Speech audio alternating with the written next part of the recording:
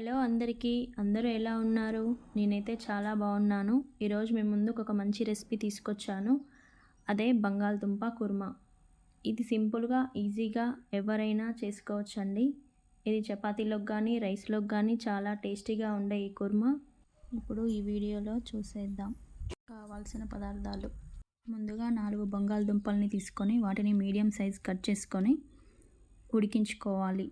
ఇలా కట్ చేసుకొని ఉడికించుకోవడం వల్ల పొట్టు ఈజీగా వదిలిపోతుంది. ఇలా పొట్టు తీసుకున్న బంగాళదుంపల్ని సపరేట్గా పెట్టుకొని ఆయిల్, చెక్క, బిర్యానీ ఆకు, పచ్చిమిర్చి, కరివేపాకు, ఆనియన్స్, పసుపు, అల్లం, కస్తూరి మేతి, కొత్తిమీర, కారం, ఉప్పు. ముందుగా ప్యాన్ పెట్టుకొని అది వేడెక్కాక 2 టేబుల్ స్పూన్ ఆయిల్ వేసుకొని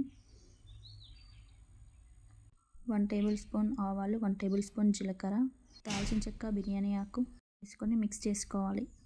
వేసుకున్న తర్వాత కరివేపాకు, 2 సన్నగా తరిగిన పచ్చిమిర్చి వేసుకొని మిక్స్ చేసుకోవాలి.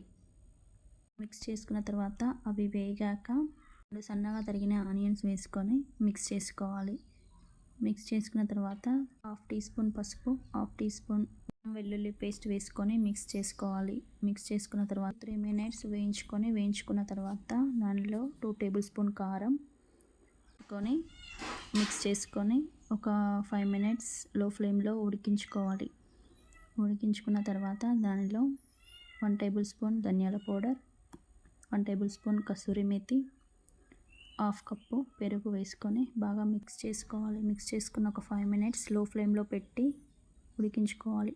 ఆయిల్ తేలుతున్నప్పుడు మనం ఉడికించి పక్కన పెట్టుకున్న బంగాళాదుంపలను వేసుకొని మిక్స్ చేసుకోవాలి. ఇలా మిక్స్ చేసుకుంటూ బంగాళాదుంపలకి మసాలా పట్టేంత వరకు మిక్స్ చేస్తూ అందులో 1 గ్లాస్ వాటర్ పోసుకుంటూ మిక్స్ చేస్తూ ఒక 5 మినిట్స్ లో ఫ్లేమ్లో ఉడికించుకోవాలి. ఉడికించుకున్న తర్వాత రుచికి సరిపడేంత సాల్ట్ వేసుకొని మిక్స్ చేసుకోవాలి. మిక్స్ చేసుకున్న తర్వాత కొత్తిమీర వేసుకొని ఒకసారి మళ్ళీ మిక్స్ చేసుకోవాలి. ఎంతో సింపుల్గా టేస్టీగా ఉండే ఈ ఆలూ కుర్మా రెడీ అయిపోయింది.